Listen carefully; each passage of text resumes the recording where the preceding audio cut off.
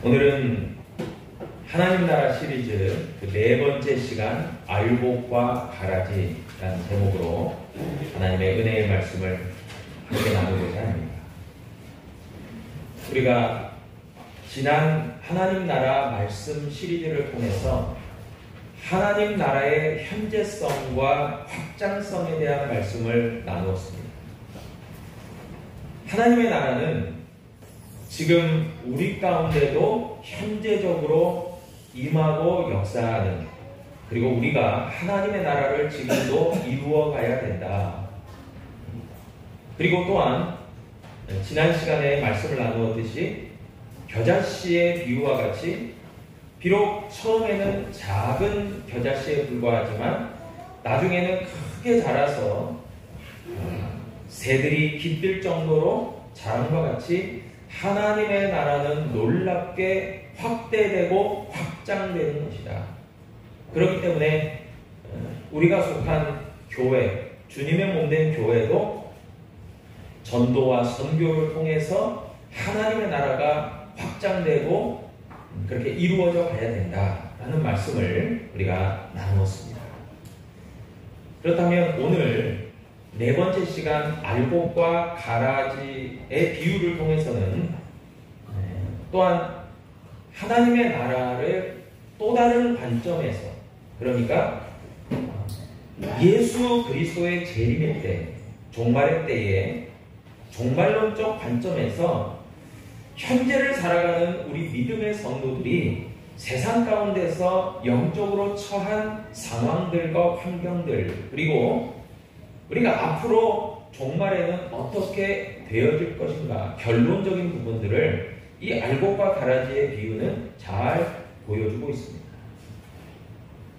먼저 가라지의 이 비유를 통해서 보니까 오늘 우리가 본문에 읽은 말씀과 같이 밭이 있어요. 밭은 곧 38절에서 이야기하듯이 세상을 이야기하고 있습니다.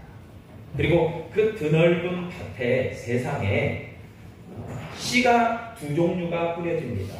하나는 좋은 씨고요. 여러분, 좋은 씨를 뿌리는 이는 밭의 주인이 되겠죠. 바로 우리의 아버지 하나님이 좋은 씨를 뿌리는 밭의 주인이십니다. 세상의 주인 되시는 하나님이시죠. 그리고 뿌려져서는 안 되는 또 다른 씨가 등장하고 있습니다. 그게 바로 가라지의 씨입니다.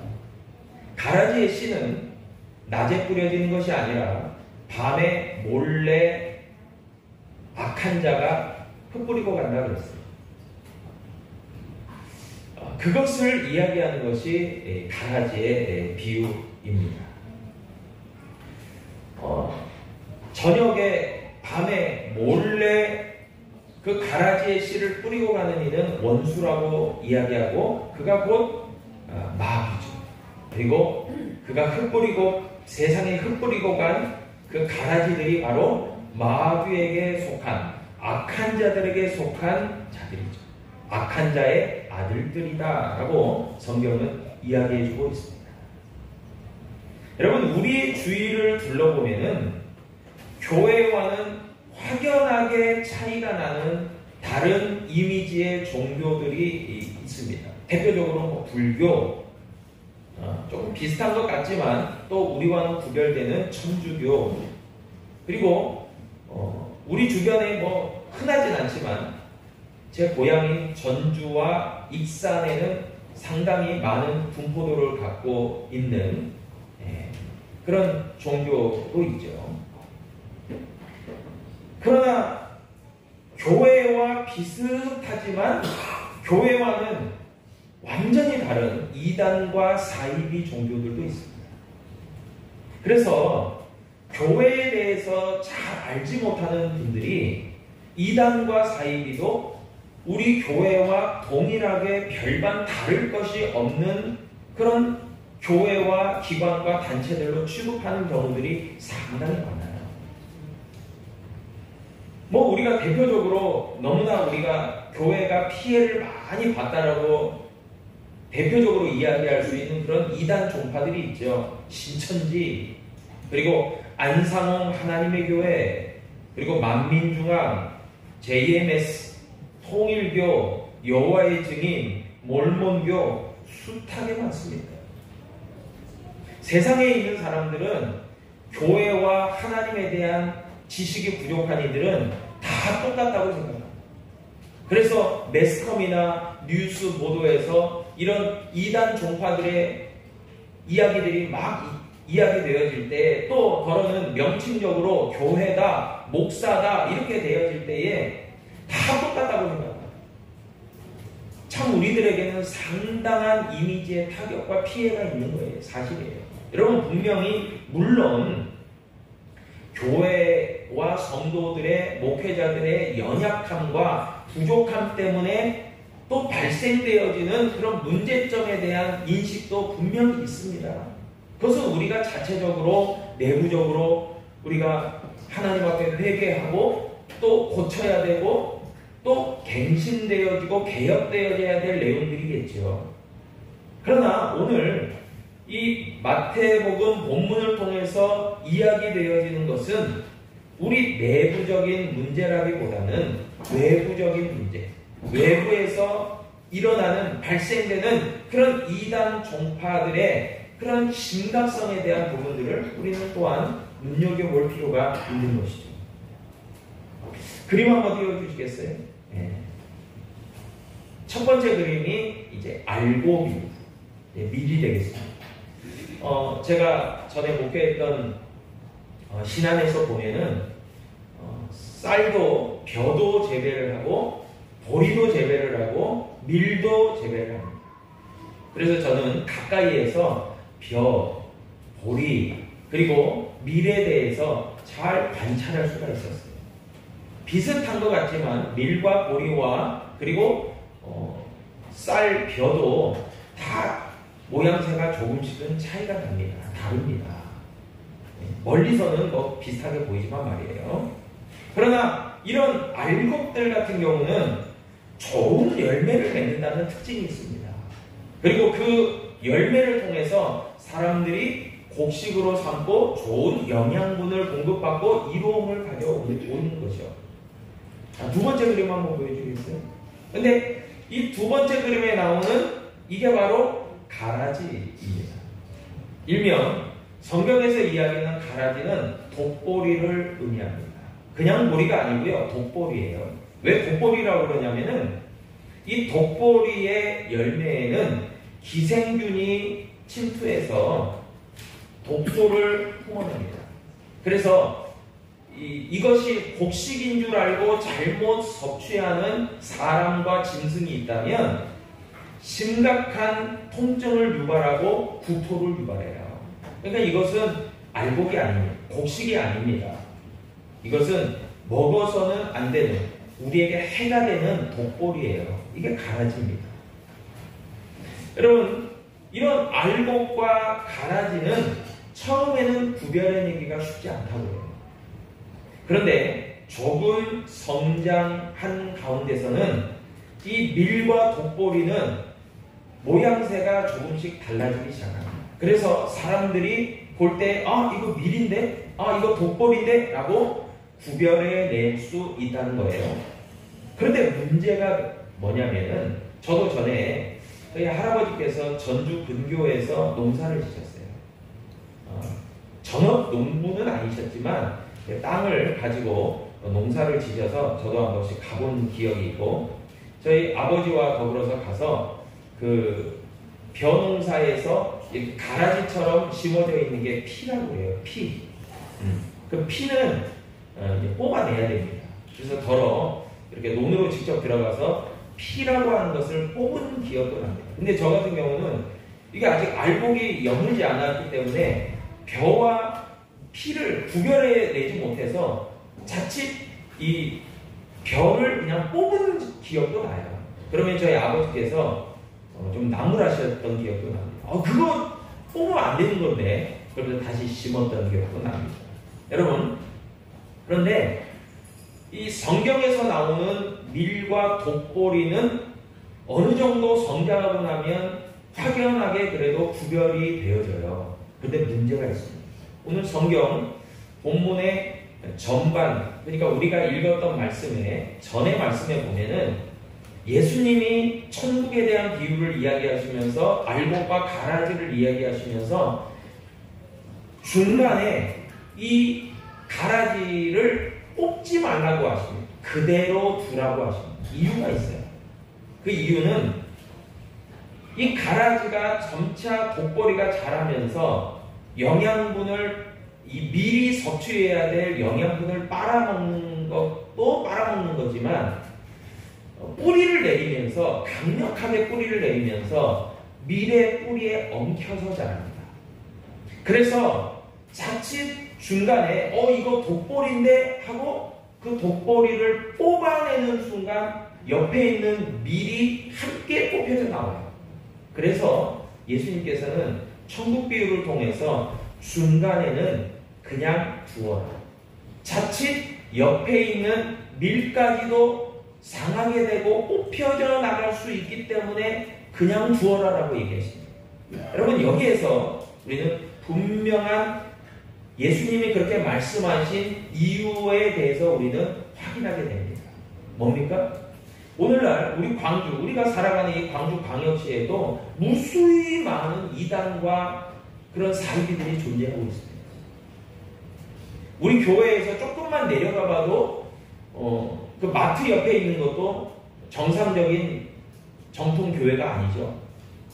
조금만 SK뷰 아파트에서 큰 길가로 가서 그 건너편을 봐도요, 거기도 십자가가 없는 이상한 교회 같은 건물이 있는데 제가 알기로 그것이 몰몬교회예요.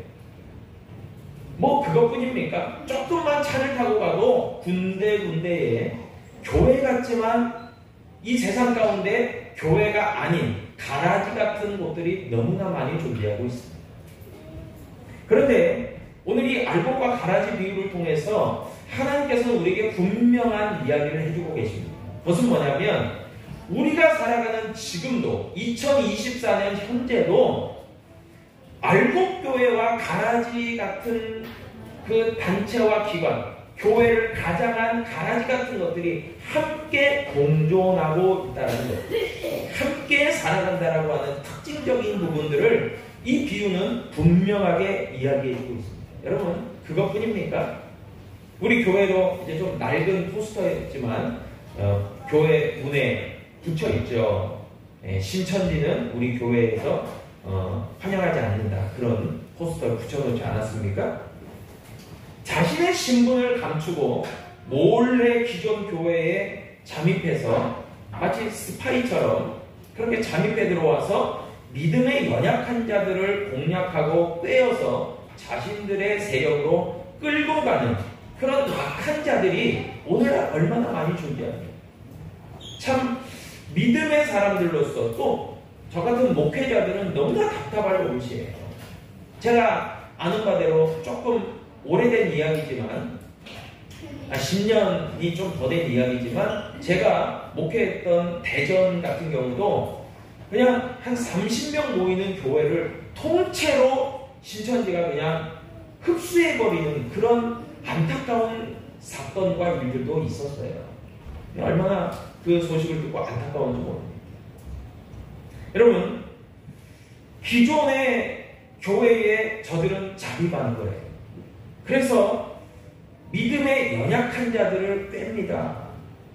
저들이 바로 가라지 독보리예요. 그런 존재들이 현재도 왕성하게 활동하고 있습니다. 그게 오늘날의 지금이에요. 현재입니다. 그래서 우리는요, 하나님의 참된 교회와 알곡 신자 같은 우리들은요, 참 우리들의 믿음을 잘 지킬 필요가 있는 거죠.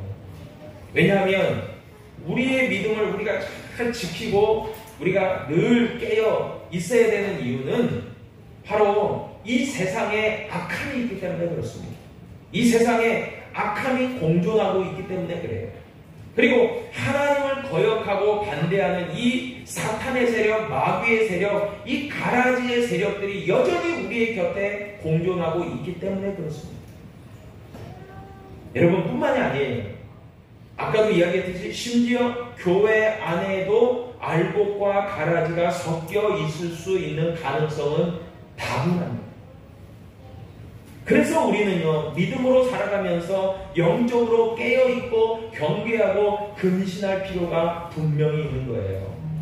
성경 베드로전서 5장 8절의 말씀과 같이요, 근신하라, 깨어라, 너희 대적 마귀가 우는 사자같이 두루 다니며 삼킬 자를 찾나니 라고 이야기하고 있습니다. 교회와 성도들의 원수는 분명히 사단 마귀예요. 그리고 저들의 속한 악한 자들이 있습니다. 저들은 마치 우는 사자와 같이 두루 삼킬 자를 찾고 그 영혼을 도적질합니다. 우리 주변에 존재하고 있고 우리의 영혼을 죽이고 망가뜨리려고 호시탐탐 노리고 있습니다. 그래서 우리는요, 믿음으로 깨어 있어야 돼요. 그냥 넋놓고 있으면 안 됩니다. 깨어있기 위해서 늘 기도와 말씀에 힘써야 되는 것이고 믿음으로 무장되어 있어야 되는 줄로 믿으시길 바랍니다. 영적으로 깨어 있어야 돼요. 세상 욕망과 유혹에 빠지지 않도록 하나님의 바른 가르침과 말씀의 성령에 붙들린 바 돼 있어야 되는 거예요. 여러분, 근신이라는 것은 사전적 의미로요, 신중하고 현명해야 되는 것을 이야기하고 있습니다. 근신. 마태복음 10장 16절에서도 보면 예수님께서도 제자들에게 당부하셨습니다. 보라, 내가 너희를 보냄이, 세상 가운데 보냄이 양을 이리 가운데로 보낸 바 같도다. 그러므로 너희는 뱀같이 지혜롭고 비둘기같이 순결하라. 아멘. 여러분, 우리는 뱀처럼 지혜로울 필요가 있어요. 그래야 영적으로 깨어 근신하며 믿음을 지킬 수 있다는 말이죠. 여러분, 이 세상 가운데서 악이 공존하고 악이 우리 가운데 끊임없이 공격할 수 있는 여지가 다분하고 분명히 가능성이 너무하다는 거예요. 여러분, 성경에도 이야기하듯이 마귀 사탄은 밤에 몰래 가라지의 씨를 뿌리고 간다 그랬어요. 성경에서 밤은 어두움을 이야기하죠. 어두움은 악이 활동하기 딱 좋은 그런 때입니다. 낮은 반대죠. 빛이 충만한 때입니다. 그래서 우리의 마음 가운데 항상 예수 그리스도의 빛이 생명과도 같이 임할 때에는, 성령 충만할 때는 감히 악한 자들이 우리를 도발할 수 없지만, 그러나 우리의 마음에 연약함이 있고 우리가 믿음에 흔들림이 있고 영적으로 다운되어 있고 그리고 세상의 유혹과 시험에 노출되어 있는 그때에, 곧 영적 밤의 시기에는 사단 마귀가 깃들 수 있다는 거예요. 몰래 우리의 마음과 우리의 삶과 우리의 가정과 우리의 믿음을 흔들 경향성이 짙다는 것입니다. 여러분, 그렇기 때문에 우리가 늘 깨어 있어야 되죠. 여러분, 그러나 너무 염려하거나 두려워하지 마십시오. 분명한 것은 우리 대장 되시는 예수 그리스도께서 저와 여러분 가운데 항상 함께 하시는 줄로 믿으시기를 바랍니다. 네. 함께 하시는 거예요. 여러분, 너무 겁먹고 떨고 두려워하지 마십시오. 여러분, 오늘 성경은 분명히 얘기합니다. 그렇기 때문에 첫 번째 알곡과 가라지를 통해서 우리가 깨닫게 되는 것은 악은 공존하고 악은 우리의 생각보다 너무나 가까이 있다는 거예요. 여러분, 그래서 영적으로 깨어 근신할 수 있는 저와 여러분 될 수 있기를 축복합니다. 두 번째는요, 여러분, 아까도 이야기했듯이 알곡과 가라지는 확연하게 구별될 때가 옵니다. 그런데 분명하게 구별될 뿐만이 아니라 구분되고 주인으로부터 판단되고 심판하는 때가 반드시 온다라고 성경은 우리에게 가르쳐주고 있어요. 그게 바로 예수 그리스도의 재림의 때, 종말의 때라고 성경은 말씀해주고 있는 거예요.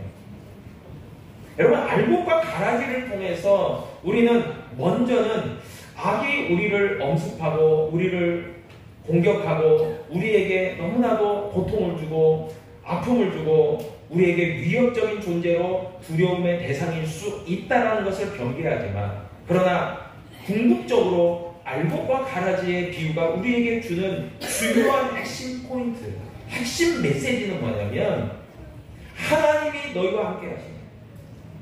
우리 주께서 너희와 세상 끝날까지 함께 하실 것이다. 그러니 너희는 이와 같은 알곡과 가라지가 공존하는 세상 가운데서도 너희는 믿음으로 나아가며 마지막 때에 주인 되시는 재림의 주가 되시는 심판주가 되시는 예수 그리스도의 분명하고도 확실한 구별과 심판과 판단이 있음을 너희는 기억해라 라고 이야기하는 거예요.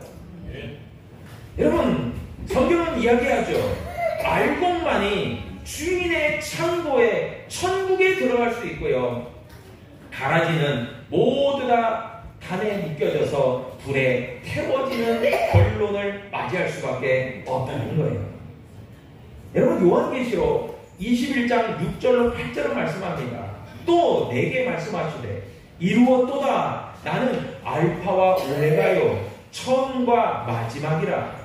내가 생명수 샘물을 목마른 자에게 값없이 주리니 이기는 자는 이것들을 상속으로 받으리라. 나는 그의 하나님이 되고 그는 내 아들이 되리라. 그러나 두려워하는 자들과 믿지 아니하는 자들과 흉악한 자들과 살인자들과 음행하는 자들과 점술가들과 우상숭배자들과 거짓말하는 모든 자들은 불과 유황으로 타는 못에 던져지리니 이것이 둘째 사망이다 라고 이야기하고 있어요. 여러분, 우리가 잘 알다시피 육신의 죽음은, 우리가 누구나 맞이하는 육신의 죽음은 첫째 사망이죠. 그리고 두 번째 사망이 기다리고 있습니다. 저와 여러분에게도 말이에요. 그것은 영원한 죽음과 사망을 얘기하고 있죠. 그러나 믿는 자들에게는 결코 사망이 없어요. 요한계시록이 이야기하는 두 번째 사망, 영원한 사망, 지옥불에 던져지는 그 사망의 그 세상 끝에 이루어지는 그 사망은요, 악한 자들을 향한 하나님의 준엄한 심판임을 저와 여러분들을 기억하시기를 축복합니다. 우리에게는 영원한 생명이 있는 거죠. 천국이 있는 거죠. 여러분, 그렇기 때문에 계시록이 이야기하는 대로 두려워하는 자들, 믿지 않는 자들, 우상숭배자들, 음행자들, 거짓말하는 그 악한 모든 자들은요, 결국에는 지옥불에 던져질 것이다. 이것이 하나님의 약속이에요. 교회와 성도들을 향한 분명한 하나님의 약속이에요. 여러분, 이 약속을 확신하고 믿는 우리들에게는 뭐가 있는 것입니까? 하나님의 때에 반드시 의인은 살아나리라. 의인은 믿음으로 살리라. 의인은 정말 영생으로 나아가리라. 여러분, 그런 것들이 저와 여러분들에게 약속으로 주어진 것임을 믿으시기를 바랍니다. 이 모든 것들이 세상 가운데 이루어진다는 거예요. 세상 끝날에요. 여러분, 마태복음 13장 41절에도 보니까요, 41절, 42절에도 보니까 다음과 같이 말합니다. 인자가 그 천사들을 보내리니 그들이 그 나라에서 모든 넘어지게 하는 것과 또 불법을 행하는 자들을 거두어내어 42절 풀무불에 던져 넣으리니 거기서 울며 이를 갈게 되리라. 아멘. 여러분, 조금 센스가 있는 분들은 거기서 울며 이를 갈게 되리라. 누구의 비유와 비슷한 비유입니까? 달란트 종의 비유와 비슷합니다. 여러분, 달란트의 비유에서도 보면은 2달란트, 5달란트 받은 착하고 충성된 종들은 주인이 돌아왔을 때에 주인의 그 잔치상에 참여하는 자들이었죠. 그러나 1달란트 받은 악하고 게으른 종은 바로 내 쫓김을 당하고 거기서 울며 이를 간다라고 얘기합니다. 여러분, 울면서 이를 가는 그 장소는요, 풀무불이에요. 무저갱입니다. 지옥이에요. 여러분, 그것을 분명히 가르는 때가 세상 끝날에 올 것이다. 우리 주님 말씀하시는 거예요. 그러나 아직은 아니라는 거죠. 아직. 여러분, 아직은 아니기 때문에 우리에게 참 낙심될 일이 많은 거예요. 그리고 우리는 늘 하나님 앞에 호소하기도 하죠. 하나님, 왜 나처럼 하나님을 믿고 섬기고 주님의 몸된 교회를 정말 위에서 헌신하는 그 믿음으로 어떻게든 살아가려고 수고하는 우리들에게 왜 이렇게 고통이 있습니까? 왜 어려움이 있나요? 그리고 하나님, 세상 가운데 악한 자들은 저렇게 승승장구하는 것 같고 떵떵거리며 잘 사는 것 같은데 왜 우리들은 이렇습니까? 라고 하소연하는 그런 기도의 요청들이 우리에게 많이 있을 겁니다. 여러분, 그런데 알곡과 가라지의 비유를 보니까 그것이 어쩔 수 없는 중간 지대를 살아가는 우리들의 현실임을 우리는 깨닫게 되는 거예요. 그러면서 우리의 기도도 바뀌어야 될 줄로 믿습니다. 하나님 왜 그렇습니까? 라고 호소하고 반문할 수도 있겠지만 그것을 뛰어넘어서 하나님, 이런 상황, 이런 형편 가운데서도 하나님 결국을 책임지시고 결국을 판단하시는 하나님을 제가 믿고 확신하며 의지하며 하나님만을 향하여 나아가게 도와주시옵소서.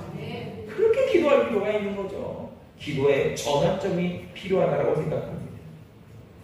여러분, 예수님의 12제자 가운데도 가라지가 있었지 않습니까? 우리가 잘 아는 가룟 유다죠. 여러분, 예수님은 가룟 유다를 이미 가라지로 알고 계셨어요.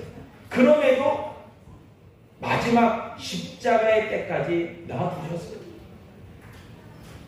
하나님도 악이 심판받아야 될 대상임을 분명히 아십니다.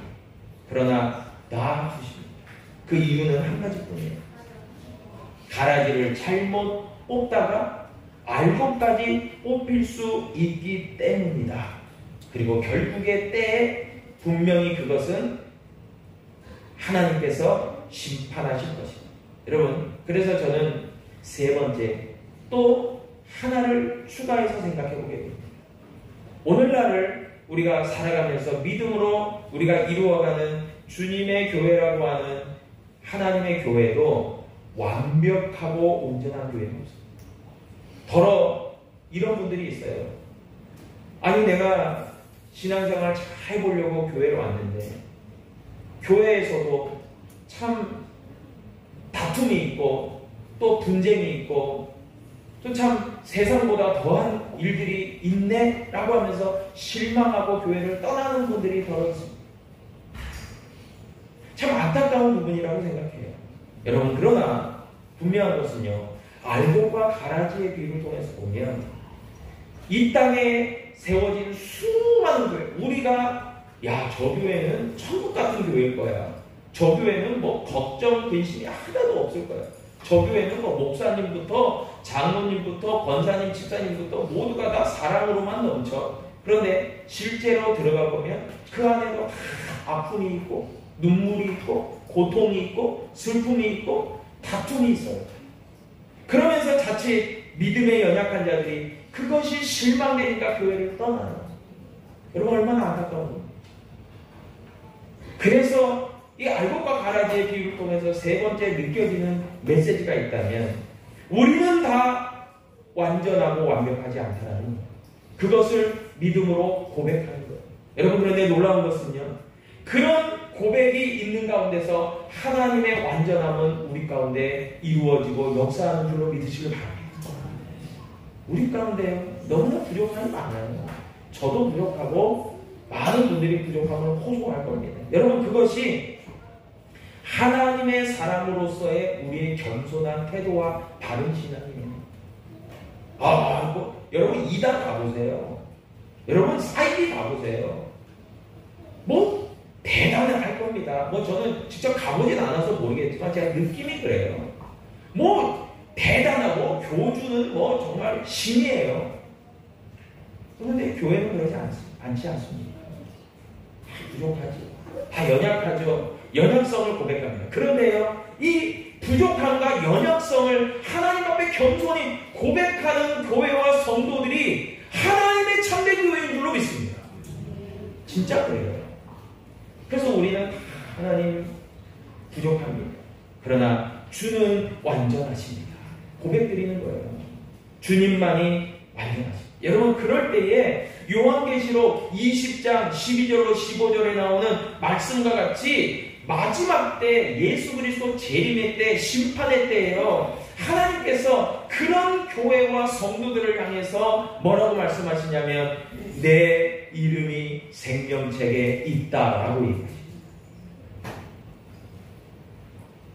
완전하다고 스스로를 우쭐하고 자랑하고 다른 이들을 꾀이는 게 아니라 주님, 우리는 부족합니다. 우리는 불완전합니다. 그러나 완전하신 주님을 향하여 믿음으로 오늘도 걸어갑니다. 주여, 우리를 불쌍히 여겨주십시오. 이런 믿음의 성도들이 생명책에 기록된 사람들이라는 거예요. 여러분, 그리고 그들에게 하나님의 나라의 시민권이 주어질 수 있다는 것입니다. 그럼 마지막으로 히브리서 10장 21절로 25절의 말씀을 읽고 제가 말씀을 정리할까 합니다. 또 하나님의 집 다스리는 큰 제사장이 계십니다. 우리가 마음의 뿌림을 받아 악한 양심으로부터 벗어나고 몸은 맑은 물로 씻음을 받았으니 참 마음과 온전한 믿음으로 하나님께 나아가자.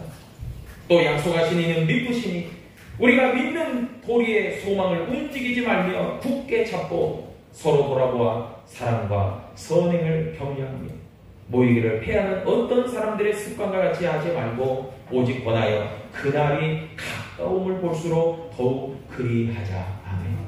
우리가 부족하고 불완전해도 하나님의 사랑과 선행으로 다른 이웃을, 다른 이를 섬기고 위로하고 격려하고 세워갈 수 있기에 그런 믿음의 소망을 가지고 하나님 앞에 나아가는 심령, 그 심령들마다 여러분 참된 알곡이요 참된 하나님의 성도인 줄로 믿으시길 바랍니다. 그 가운데서 우리는 하나님을 향한 진실된 마음과 변함없는 믿음의 마음을 가지고 오늘도 악이 공존하는 이 세상 가운데서도 알곡으로 끝까지 주님 앞에 나아갈 수 있는 저와 여러분들 될 수 있기를 다시 한번 주님의 이름으로 축복하고 권면합니다. 기도하겠습니다. 아버지 하나님 감사합니다.